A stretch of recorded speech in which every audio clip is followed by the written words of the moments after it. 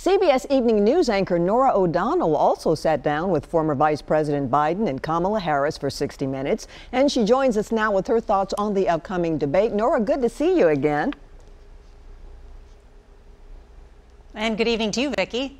Now, I know you have a big interview with Joe Biden and Kamala Harris for 60 minutes, as we just mentioned, and you discovered there's big news on what he'd do with the Supreme Court. Tell us about it. That's right. 60 Minutes this Sunday, big interviews with both candidates for President of the United States. I sat down with former Vice President Joe Biden, and, he has been avoiding that question on the campaign trail about whether if he were elected and the Democrats win the Senate, whether they would seek to add more justices to the U.S. Supreme Court to try and pack the court.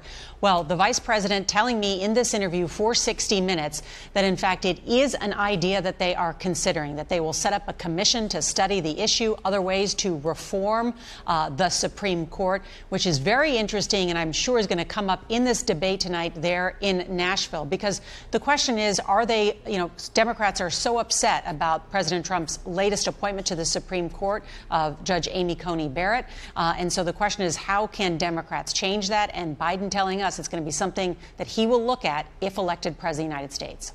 Now, tonight's basically face-off between President Trump and Vice President Joe Biden is coming up. So what specifically are you watching for?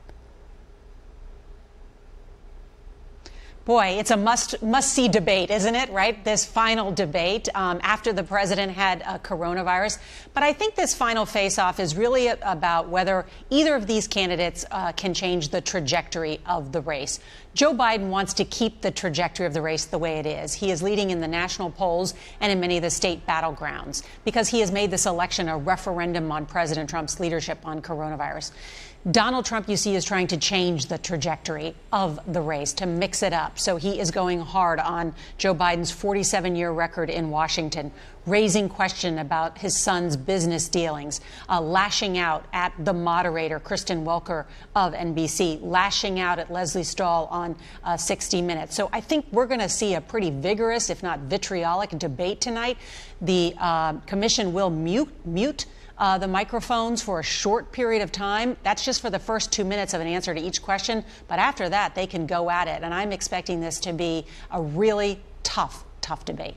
So many people have already voted. 44 million Americans have already placed their ballot. Does that mean we're going to see a record turnout on Election Day? Vicki, and in fact, this morning we saw it was 44 million. I just checked right before I came for this conversation. We're now up to 48 million already at this hour. I mean, we're talking about between 3 and 4 million a day. Yes, we're going to have record turnout. I mean, this is now more than a third of the people that voted in the last presidential election have already voted early because, why? There are expanded ways to vote by mail, by absentee ballot. There's early voting in all 50 states right now, some form of it. And so based on our CBS News projections, we are expecting the highest turnout ever seen in American presidential history. Wow. Thank you so much for joining us, Norah. We'll be checking back in tonight. Thank you.